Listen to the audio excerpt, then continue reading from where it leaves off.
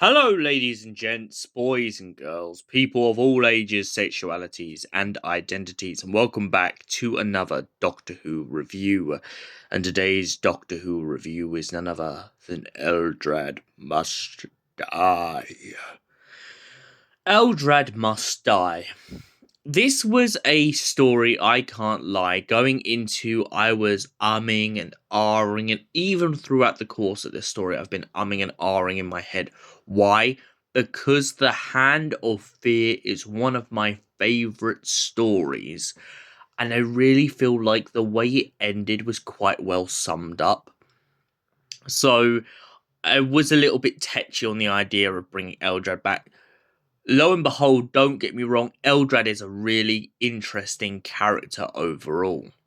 However, I definitely felt like this was a story that, although it definitely done credit to the original story, is a little bit all over the place. But that's my rant over. Let's get into the plot first of all.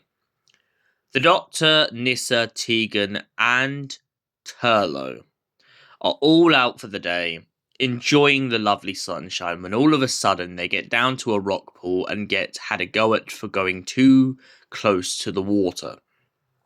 The Doctor is, of course, confused by this, and the thing that he doesn't realise is elsewhere, a giant nuclear power plant has gone into overload, and a creature has emerged claiming Eldrad must die. And so the Doctor, meanwhile elsewhere, finds himself coming across a very peculiar phenomenon. It turns out that all the birds and creatures in the sea are slowly but surely turning to crystal. They are being killed from the inside out. They have been infected, and they're not the only ones. It turns out that the people in the village don't realize that they've been drinking the infection as well, and slowly but surely have been turning into crystalline lime forms. Meanwhile, Turlough finds himself in a state of turmoil. Turlough, as we already know from the Doctor Who TV series, is very easily led and manipulated by extraterrestrial forces. And when a contractor begins to give him a contract telling him that Eldrad must die, of course, he obeys. Meanwhile, back at the kind of investigating / aquarium, Nyssa has jumped in a pool to find out exactly what a dolphin is screaming inside of its head before it dies. The dolphin has been saying Eldrad must die as well. That is until whatever form of Eldrad still exists on Earth seems to be corrupting everything in the village and turning it to crystal. When a giant crystal structure emerges from beneath the sea, the Doctor automatically assumes that it is Eldrad and he has come back to haunt the Doctor. Little does he realise it's Eldrad's executioner, and they're on the hunt for Eldrad. The Doctor soon points out the fact that they've been trying to pick up the remnants of Eldrad has started to manipulate and drive people crazy. Any form of radiation will bring Eldrad back from the dead. Nyssa and Tegan and a bunch of others begin to get hypnotized and believe that Eldrad must live instead of must die. This is all due to Turlough's old friend getting Eldrad's eye stuck in his head. Eventually, the Doctor and his friends go off-world back to Eldrad's home planet, and they find out that the supposedly thought to be dead Eldrad from the Fourth Doctor story actually survived their tumble into the pit and climbed their way out.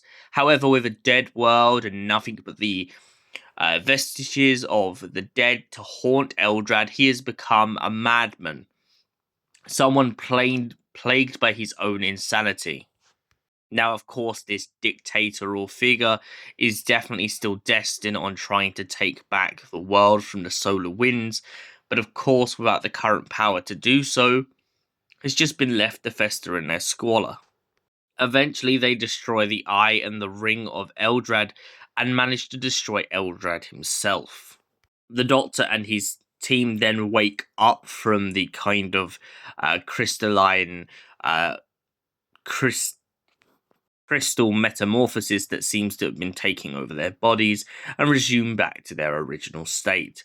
The village back on Earth seems to go back to normal for the most part, and the Doctor and his friends go off for another adventure in time and space.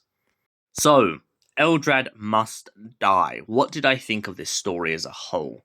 It's a very interesting story, and I like the concept of Eldrad being fragments across time and space. However, the thing that I found the most disappointing in this story is fair enough that they came up with this idea that maybe there's multiple Eldrads depending on how they are brought back to life. But what I wasn't happy with is the idea that they've kind of gone away from the original source material in this. In the Hand of Fear, the whole idea is that Eldrad can only be brought back to life because they were in a nuclear reactor. Similarly to how Eldrad explains in the beginning of this that they are part of everything and everything is part of them, and that they can be brought back.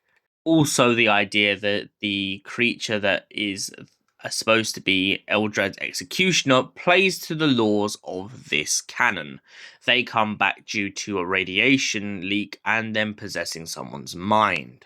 However, the original Eldrad from the 4th Doctor story, love that cameo, that plays to the laws of this effect. So the fact that Eldrad was ever going to try and bring themselves back using the TARDIS, I felt was a little bit overblown. I also feel like we're dragging it out now with Turlough. We know he can be manipulated. We know there's Tryons, but the one interesting detail I will let you away with, because I thought it actually worked in Doctor Who canon very well, is the idea that Turlough has been at a school this whole time, and most of the school have been Tryons. The reason I accept that part of canon is because of the fact that, well, at the end of the day, we've had Zygons on Earth, we've had Slitheen on Earth. It is not impossible to believe that alien species that look like humans could be living among us. I mean, for goodness sake, if you've watched or listened to the Torchwood audios, we have ore, and even though they're very silver in skin-like, they still look very humanoid.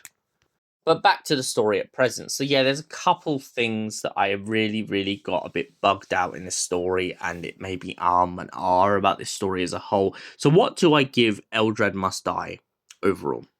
It definitely has a solid storyline in where it's taking you. Whether it gets to that destination straight away or whether it goes around the houses is up to your own personal opinion. However, in my personal opinion, I definitely feel like it goes around the houses for a very long time, at least after part 3. I say that the characters themselves were well developed and there was a lot of thought put into the 5th Doctor and how he would fit into an Eldrad story. However, as I said, the whole going around the houses is why I'm going to give this a 7 out of 10. Thank you for watching, and we'll see you in the next Doctor Who review. Until then, goodbye, stay beautiful, you beautiful people.